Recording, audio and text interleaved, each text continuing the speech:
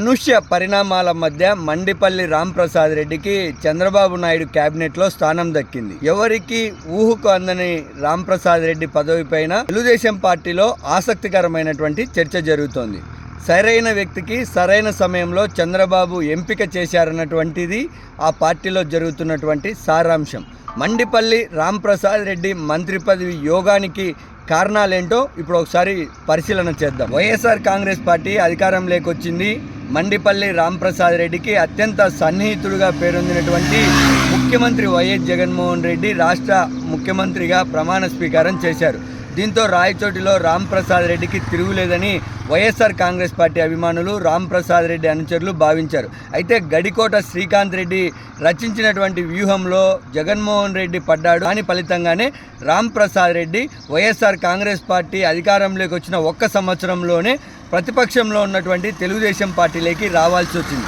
ఆ రోజు మండిపల్లి రాంప్రసాద్ రెడ్డి తెలుగుదేశం పార్టీలోకి వస్తూ వైఎస్ఆర్ కాంగ్రెస్ పార్టీ నుంచి అనేక అవమానాలను ఎదుర్కోవాల్సి వచ్చింది. అవమానాలను మోసుకురావాల్సి. మండిపల్లి రాంప్రసాద్ రెడ్డి స్టామినా తెలిసినటువంటి గడికోట శ్రీకాంత్ రెడ్డి అధికార దర్పాన్ని, అధికారాన్ని వినియోగించుకొని మండిపల్లి రాంప్రసాద్ రెడ్డికి, ఆయన కుటుంబానికి పేరు రాకుండా చేయాల్సినటువంటి పనులన్నీ చేసేశారు. మండిపల్లి రాంప్రసాద్ రెడ్డి తండ్రి దివంగత ఎమ్మెల్యే పేరు మీద ఉన్నటువంటి రిజర్వాయర్కు కూడా పేరు మార్చి రాక్షస ఆనందం పొందాడు గడికోట శ్రీకాంత్ రెడ్డి.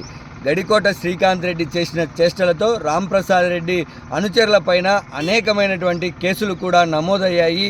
రాంప్రసాద్ రెడ్డిని అనేక మార్లు నాన్ బెయిలబుల్ కేసులు పెట్టి వేధించింది గత ప్రభుత్వం. రాంప్రసాద్ రెడ్డి ఒకవైపు అధికార పార్టీతో పోరాటం చేస్తూనే అంతర్లీనంగా ఇంటర్నల్గా తెలుగుదేశం పార్టీ నాయకులతో కూడా పోరాటం చేయవలసి వచ్చింది. ఈ పోరాటాలే రాంప్రసాద్ రెడ్డిలోనూ ఉన్నటువంటి రాజకీయ నాయకునికి మరింత మెరుగులు దిద్దేలా, మరింత రాటుదేలేలా చేశాయని ఆయన అనుచర వర్గం చెప్తోంది. మండిపల్లి రాంప్రసాద్ రెడ్డి అంటేనే ఒక బ్రాండ్ ఉంది రాయచోటిలో. ఆయన మాట చెప్పితే ఖచ్చితంగా చేస్తాడని, మాటలు చెప్పి తర్వాత తప్పించుకునే రకం కాదని, ముక్కుసూటి మనిషి అని, ఇవన్నీ రాయచోటి ప్రజలకే కాదు తెలుగుదేశం పార్టీ అధిష్టానానికి కూడా ఆయన రాయచోటిలో గెలిచిన తర్వాత అర్థమైంది.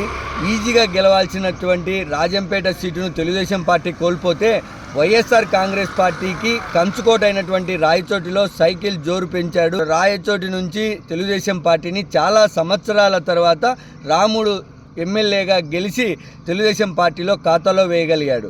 అనేక కేసులను కూడా రాంప్రసాద్ రెడ్డి పైన గత ప్రభుత్వం మోపింది. ఏదైతే తెలుగుదేశం పార్టీ జాతీయ కార్యదర్శి నారా లోకేష్ ఎక్కువ కేసులు ఉన్నటువంటి వారికి పదవి ఇస్తానని చెప్పినటువంటి నేపథ్యంలో అలా రాష్ట్రంలోనే ఎక్కువ నియోజకవర్గ స్థాయి లీడర్లను వేధించినటువంటి వారిలో రాంప్రసాద్ రెడ్డి ఒకడుగా నిలిచాడు. అదే ఈరోజు రాంప్రసాద్ రెడ్డికి మంత్రి పదవి రావడానికి కారణమైందని చెప్పవచ్చు. మొత్తానికి రాంప్రసాద్ రెడ్డి డేరింగ్ నిర్ణయాలు, ప్రతిపక్షంలో ఉండగానే తెలుగుదేశం పార్టీలోకి రావడం, అధికార పార్టీ అయినటువంటి వైకాపా చీఫ్ విప్గా ఉన్నటువంటి గడికోట శ్రీకాంత్ రెడ్డిని ఎదుర్కోవడం, తెలుగుదేశం పార్టీకి లాయల్గా ఉండడం, అనేక అంశాలు ఈరోజు మంత్రి పదవి యోగానికి, రాముడికి సహకరించాయని చెప్తా ఉన్నారు. All the best Mandipalli Ramprasad Reddy గారు.